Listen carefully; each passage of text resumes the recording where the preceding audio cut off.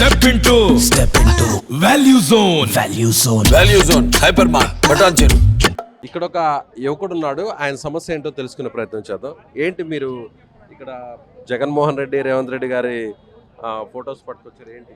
Hi sir, నా పేరు నాని వెంకట్ జయరాజ్. నేను యాక్టర్ని. నేను హైదరాబాద్ ఎమ్మరిపేట ఎల్లారెడ్డి కూడా ఉంటా సార్. ఎందుకంటే 10 సంవత్సరాలు కావస్తుంది తెలంగాణ రాష్ట్రం వచ్చి.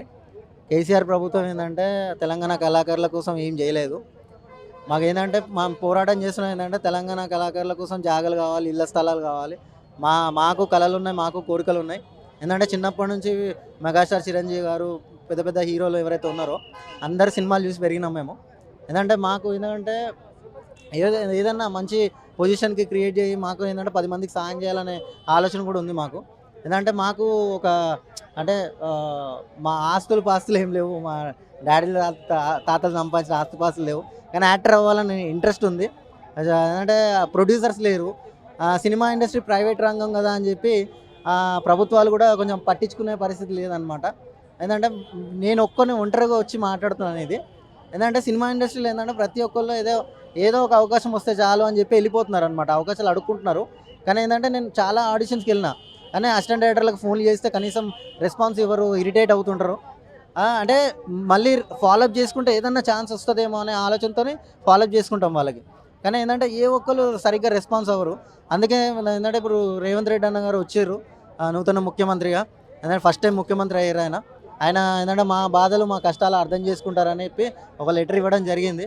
ఏంటంటే నాతో పాటు ఎంతోమంది జీవితాలు మారాలనే ఒక ఆలోచనతో నేను వచ్చి లెటర్ ఇవ్వడం జరిగింది.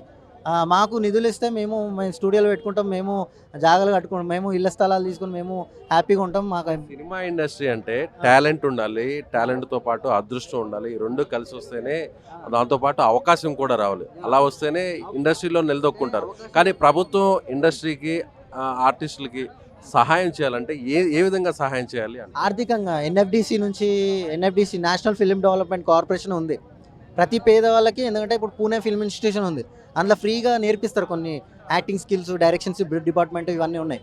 తెలంగాణలో కూడా అట్లాంటి ఇన్స్టిట్యూషన్స్ రావాలి. ఇప్పుడు first Indian film actor Karimnagar నుంచి శ్రీ పైడి జయరాజ్ గారు ఫస్ట్ మూకీ సినిమాలో యాక్ట్ చేశాడు అనమాట. 1930లో ఆయన ఇండస్ట్రీలో వెళ్ళడం జరిగింది. ఆయన 1909లో పుట్టడం జరిగింది అనమాట. ఆయన తెలంగాణకు ఫస్ట్ హీరో అనమాట. ఆయన గురించి ఎవరు మాట్లాడేటోళ్ళు లేరు. ఆయన ఏం చేసిండు తెలంగాణ సినిమా ఇండస్ట్రీకి, తెలుగు సినిమా ఇండస్ట్రీకి ఏం చేసిండు అని. మరి ఇప్పుడు ఆంధ్ర నుంచి చెన్నైకి వెళ్ళారు. చెన్నైకి వెళ్ళి అక్కడ డెవలప్మెంట్ అయ్యి తెలంగాణలో స్థిరపడడం జరిగింది చాలామంది హీరోలు. ఏంటంటే ఇక్కడ తెలంగాణలో ఎంతమంది హీరోలు అయ్యారు, ఎంతమంది ప్రొడ్యూసర్లు వచ్చారు, ఎంతమంది హీరోలని వాళ్ళు రెడీ చేస్తున్నారు. ఇప్పుడు ఎకనామికల్గా ప్రతి మనిషి డెవలప్ అయితేనే ఇండియా డెవలప్ అవుతుంది. ఇక్కడ ఎకనామికల్ ప్రతి పేదవాళ్ళకి డెవలప్మెంట్ లేదు. ఎందుకంటే ఇప్పుడు సినిమా బడ్జెట్లో ఒక పక్క పబ్లిక్కి సినిమా బడ్జెట్కి సంబంధం లేదు. బడ్జెట్ సినిమా ఇండస్ట్రీ చేతిలో ఉంది కదా, బడ్జెట్ పెంచుకుంటూ వెళ్తున్నారు అనమాట. ఓకే, మీరు చెప్పిందంతా రైట్, కాదనట్లే. అయితే మీకు ఇండివిజువల్గా ఏంటి గవర్నమెంట్ నుంచి ఇండివిజువల్గా గవర్నమెంట్ నుంచి రేవంత్ రెడ్డి అన్న గారికి మేము కోరుకునేది ఏంటంటే మాకు నిధులు కావాలి, ఎన్ఎఫ్డిసి నుంచి రావాల్సిన నిధులు కావాలి.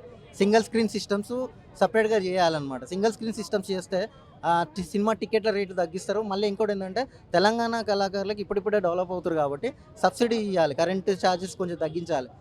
ఇప్పుడు ఏసీలో, సినిమా థియేటర్లో ఏసీలు ఉంటాయి, కరెంటు ఛార్జీలు ఎక్కువ ఉంటాయి అన్నమాట.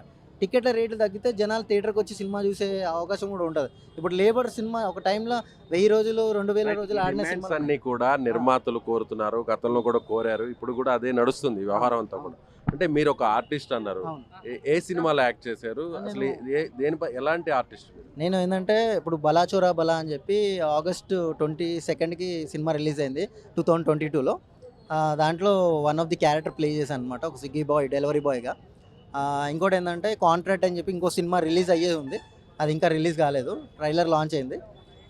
ఇప్పుడు ఏంటంటే చిన్నగా అవకాశాలు, నేను ఏంటంటే వెళ్ళి అవకాశాలు అడుక్కునే పరిస్థితి పోయింది సార్. ఇంతకుముందు అవకాశాలు అడుక్కునేవాళ్ళు, ఇప్పుడు రీల్స్ వీడియోస్, టిక్టాక్ వీడియోస్ చేసుకుంటా వాళ్ళ టాలెంట్ వాళ్ళు ప్రూవ్ చేసుకుంటున్నారు. ఏంటంటే ఇప్పుడు రీల్స్ వీడియోస్ అప్లోడ్ చేసినా లేకపోతే ఎవరికైనా ఆడిషన్ చూపించినా యాక్సెప్ట్ చేయట్లే.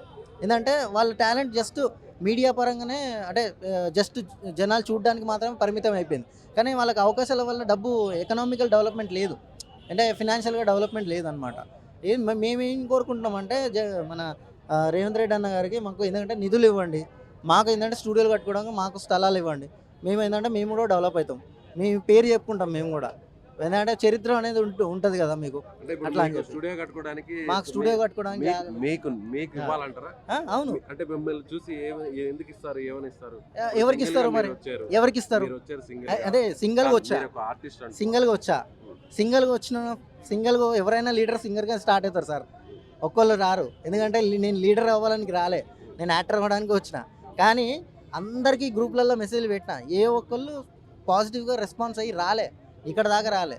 ఎందుకంటే వచ్చే వాళ్ళని వెల్కమ్ చెప్తాం, కానీ రాక వాళ్ళ కాళ్ళ పట్టుకొని బతిలాడలేము రండి అని చెప్పి. ఇప్పుడు నా కోసం, నా డ్రీమ్ కోసం నేను వచ్చిన, వాళ్ళకి డ్రీమ్ ఉంటే వాళ్ళు వస్తారు. ఇది నా డ్రీము, నేను నా కోసం వచ్చిన. ఇప్పుడు నా డ్రీమ్తో పాటు 10 మంది డ్రీమ్ నెరవేరుతుంది అంటే ఎంతకంటే హ్యాపీ ఏముంటుంది సార్. దాని గురించి వచ్చినాను అనమాట.